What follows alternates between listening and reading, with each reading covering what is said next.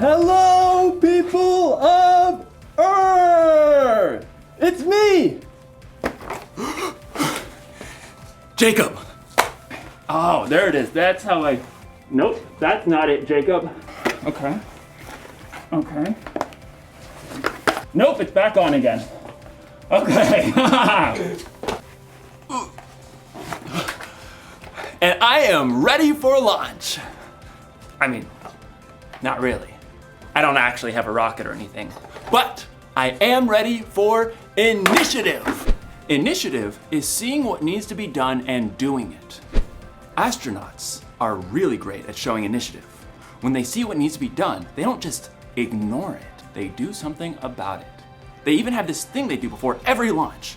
It's called a status check, and it works like this. Rocket fuel, check. Oh. Rocket fuel is a go. Red switchy thing, check. Red switchy thing, Red switchy thing is a go. Power thrusters, check. Power thrusters. Power thrusters are a gross. I can't check the power thrusters because somebody left a dirty sock here. Well, can you move the dirty sock? I mean, I could, yes, but it's not mine. I didn't leave it here. And so I don't think it's my job to move the sock. I suggest that we halt the launch until whoever left the sock here comes and gets it themselves. Copy that. Holding launch for a dirty sock. Good. Roger that.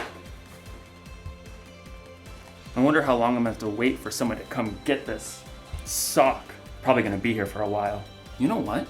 Today's story is about a guy who saw something that needed to be done, and he did something about it, even though it wasn't his responsibility.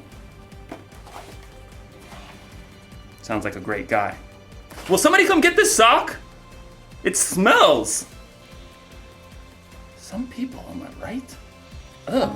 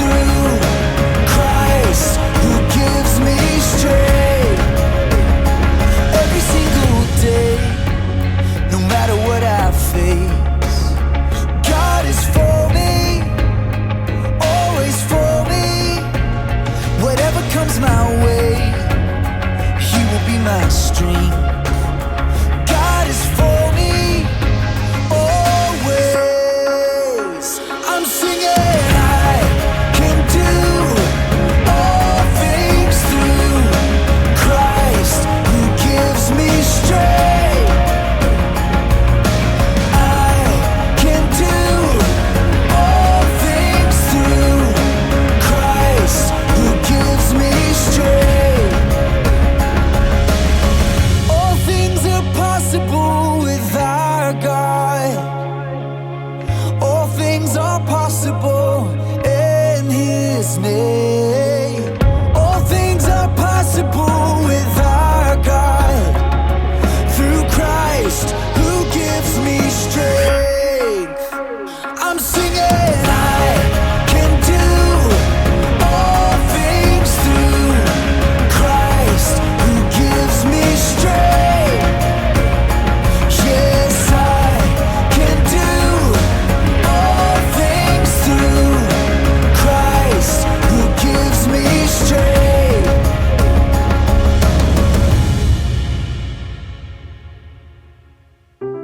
The Bible. It's 66 books of history, stories, letters, and poetry that fit together to form God's one big story.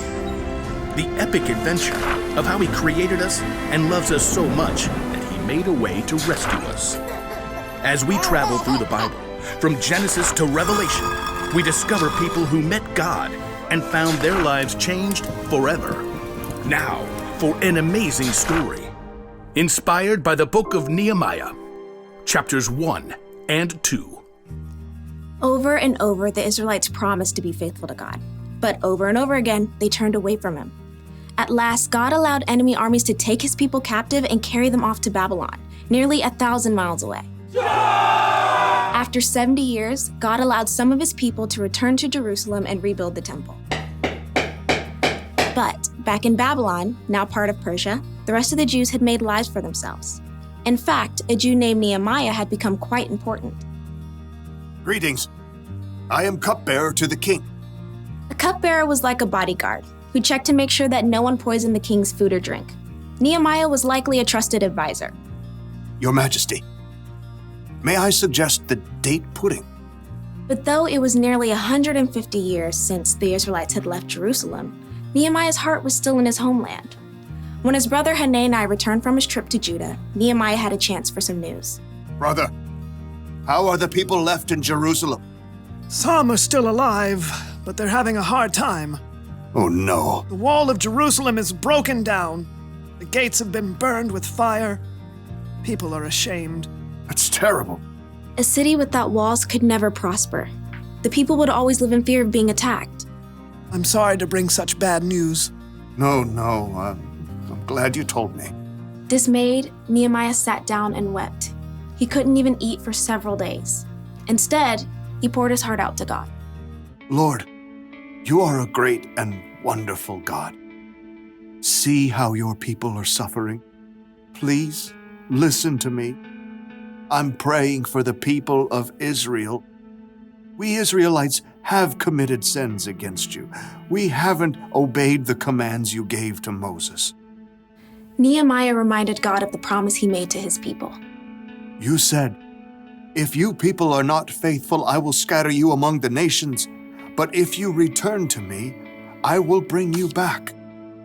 Lord, please pay careful attention to my prayer. Give me success when I bring my request to King Artaxerxes. For 4 whole months, Nehemiah prayed daily to God. He knew before taking action, he needed to listen and prepare. At last, he was ready.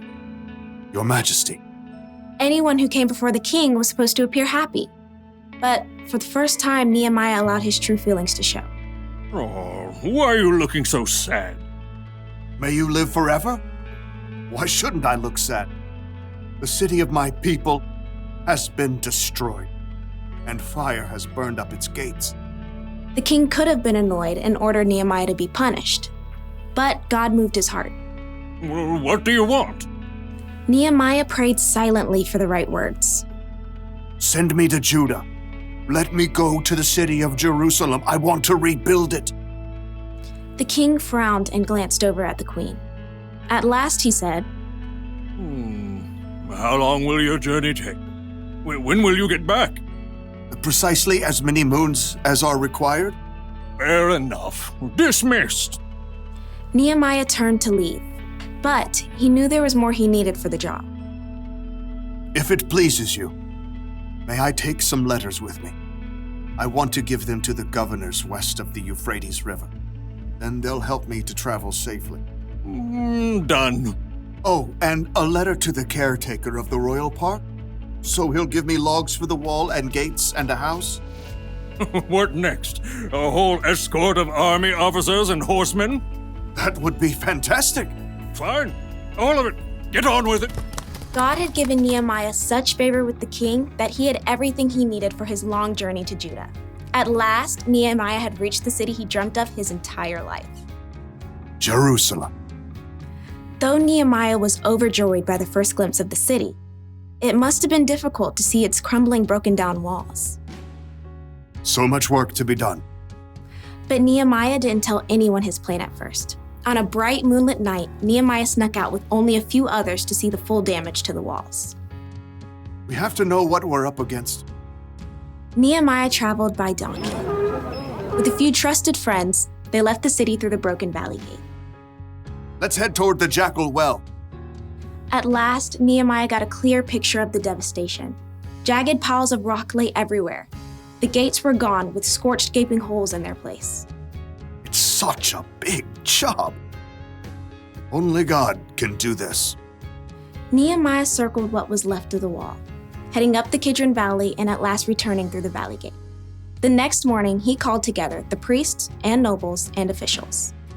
You know, I've come to visit my people in Jerusalem, but that's not the only reason I'm here. Nehemiah gestured to the jagged remains of the wall, visible from where they stood. You can see the trouble we're in. Jerusalem has been destroyed. Fire has burned up its gates. Tell us something new. Come on, let's rebuild the wall of Jerusalem. Then people won't be ashamed anymore. Well, I mean, that's something to consider if you think about this. Our grandparents tried that years ago. But God has been helping me. He gave me favor with the king. He'll help us complete the work. So who's in? Well, me. I'm in. Me too. Let's start rebuilding! God moved the hearts of the people to help Nehemiah, and together they began the gigantic job of repairing the walls and gates of Jerusalem.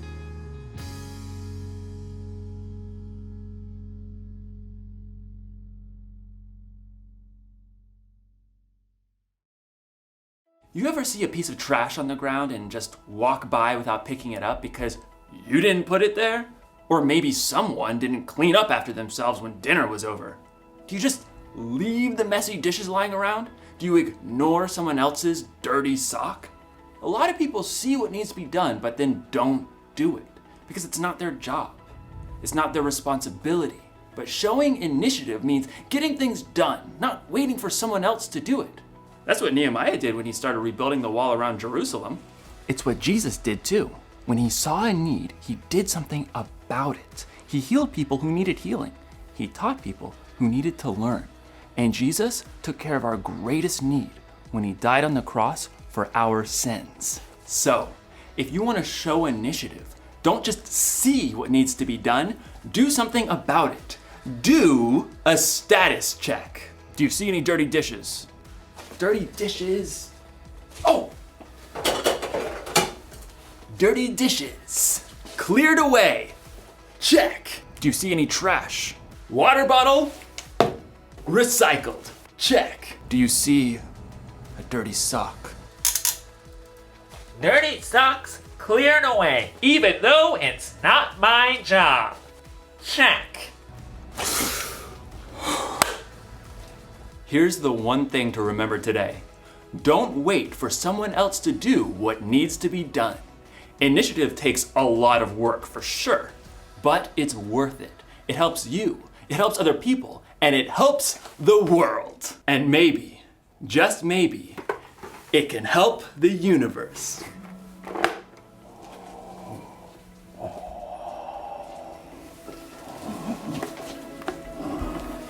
I'll see you next time.